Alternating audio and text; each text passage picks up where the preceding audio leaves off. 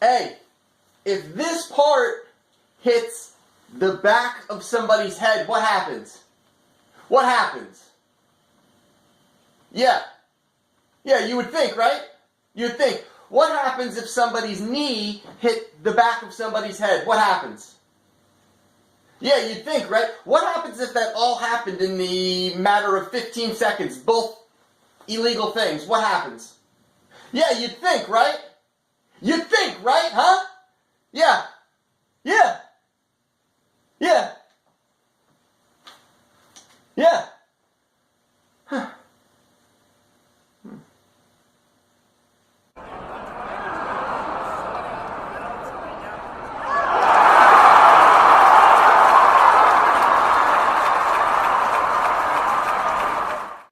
Welcome to Mr. UFC Vegas Fight Club TV. I am Kyle, your host. Welcome to the podcast. And here we are, UFC on Fox 28. And boy, oh boy, do we have things to talk about. I'm going to do another video of the other fights on the card. But we are going to do, this one is just going to be about our best bet pick.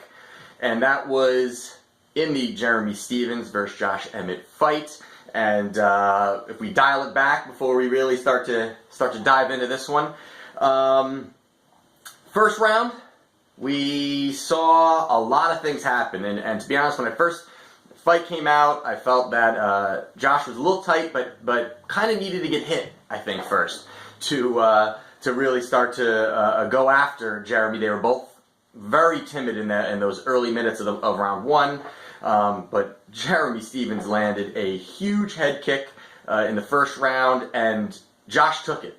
And that made me feel good about what was about to happen. I said he took it. Then even Stephens threw a hard overhand right, connected also, and Stephens kind of took that one, and they continued to go at it. And that was when things started to turn our way.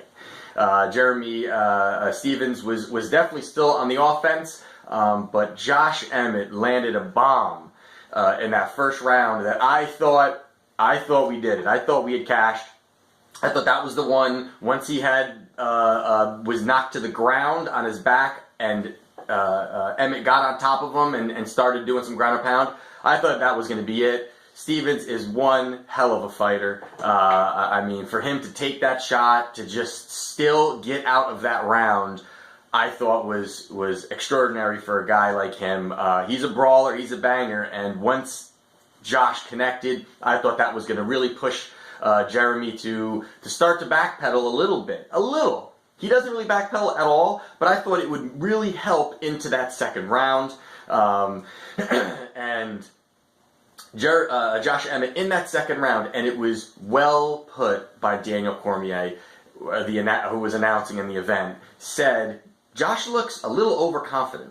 And he made a comment, something to that extent, saying basically that in that Brady against Stephens, he actually was really going after Stephens. He really was overextending himself. Once he had gotten that knockdown in that first round, he pointed to the ground. I mean, Josh built up an enormous amount of confidence from that knockdown, which of course he should. You know, they're both talking about their bangers, and they like to throw hands toe-to-toe. Josh wins that first round and now has too much confidence. And even after the fight, the same thing, before we get into what happened in the knockout, the same thing, even what Daniel Cormier was saying, and even some of the guys who were, of course, back and forth on was the strikes illegal, were they not illegal?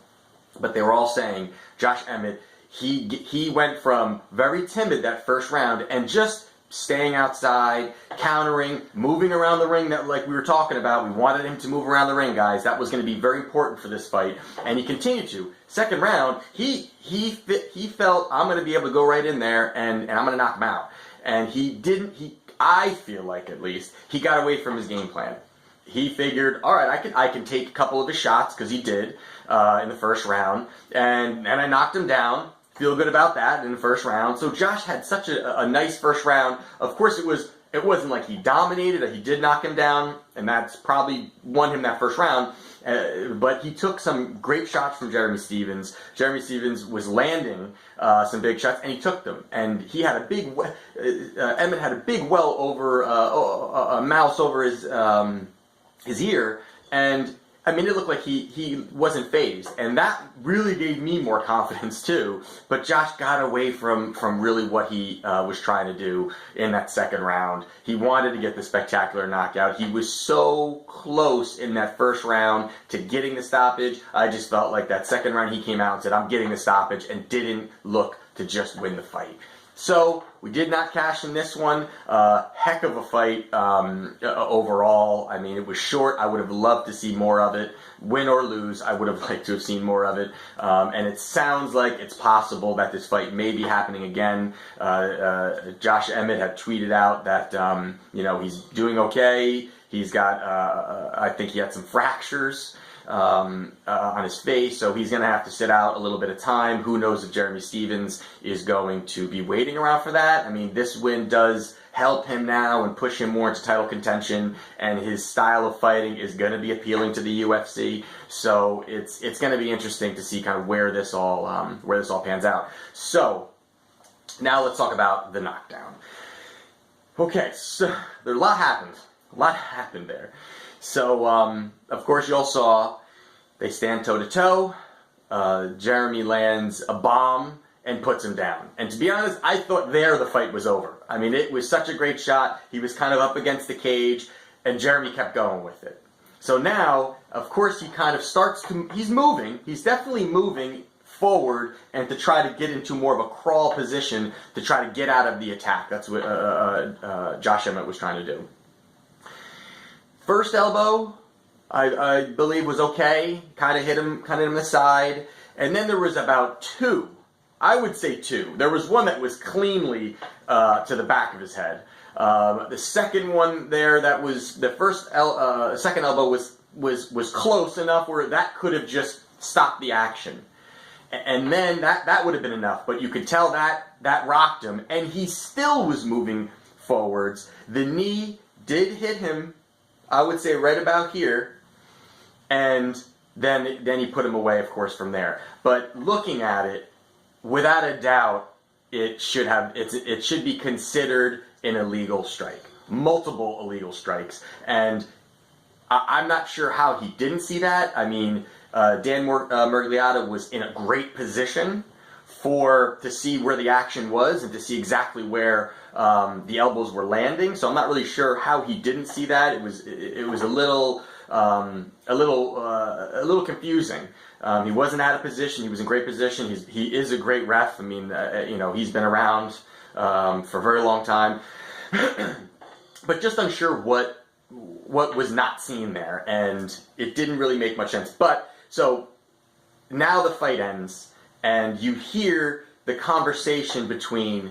It's almost like they're watching two different fights, these two guys. You got Dominick Cruz saying there was nothing that was bad, maybe an elbow, and then you got Daniel Cormier pleading with the fact that there was multiple illegal strikes, and this should be a no contest, and Dominick Cruz is saying, well, this will never be turned over, and it was just so funny to hear. And then you got Bisping, he's kind of in the middle, he's kind of like, well, it's just funny how many different opinions come out of something that looked pretty blatant to me.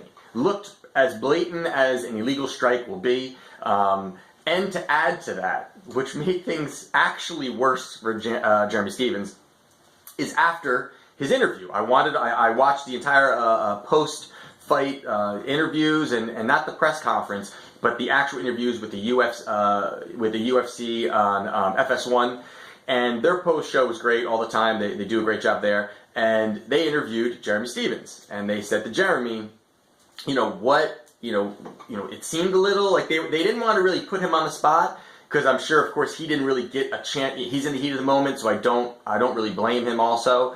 But they asked him and said, what is your knowledge of the rule? And he said that Dan Miragliotta had come in and said that the rules are that if you're down on the ground, if you're kneeing down on the ground, and you have both hands on the ground, he cannot be kneed. But if his knees are on the ground and one hand is up, he's able to knee. And that's the wrong interpretation of that rule. That's not correct. So for him to say that on the show, No one actually in the show said anything to him and said, "No, Jeremy, you're wrong. That's not actually what the rule is, and what you're describing is an illegal knee, and you're saying that these are the rules that Dan Miragliotta has." It's not correct. He really kind of blew up his own spot there, and he said, "I looked for the one hand up when he was on his knees in front of me." That doesn't matter. He's a grounded fighter, he cannot be kneed at any point. And he had both knees down. I mean, there was other situations that I've seen where a guy will lean over and he's got one hand touching the ground, and he's trying to keep both hands down. He's trying to keep his hands down so he doesn't get. And the fighter was trying to pull his arm back. So there's definitely ways that they try to. But the guy is literally kneeing on. Both knees are on the ground, and he threw a knee that did connect. There's no way that it did not connect. It absolutely connected, and that's after the fact of two, maybe one, but maybe two, but at least one. I'm sorry, at least one, maybe two illegal elbows. So it's multiple things going on here. They said Josh Emmett today is going to be appealing the fight, and he's going to be looking for a no contest, which I believe will be overturned. I'm not sure how they wouldn't, but you never know, of course. I also don't want to take anything away from Jeremy Stephens. He stood in there and he banged, and he ended up getting the victory. You can't blame him fully. It's just he didn't understand the rule.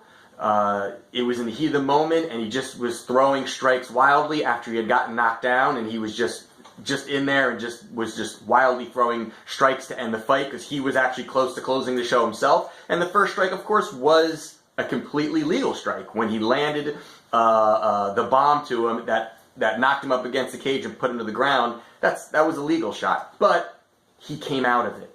That's the difference. Is that Emmett came out of that out of being rocked. He was rocked. He kind of came out about it, and then he threw two illegal shots and still was able to. He was still trying to fight out of it, and you could tell the knee definitely was a glancing shot. But I mean, anybody who's been hit in the face knows that would hurt regardless where you're hit with a strong knee coming to the back of your head or to the side of your head or anywhere in this area. That's gonna have an effect on you, especially after two elbows. So to me, it's an obvious situation that it should be overturned.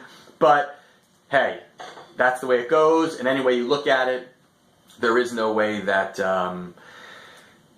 it's going to matter for the bet side of it. We get the loss there. It actually reminds me of I attended UFC 200 in Las Vegas, and it was almost like that fight where I had bet Brock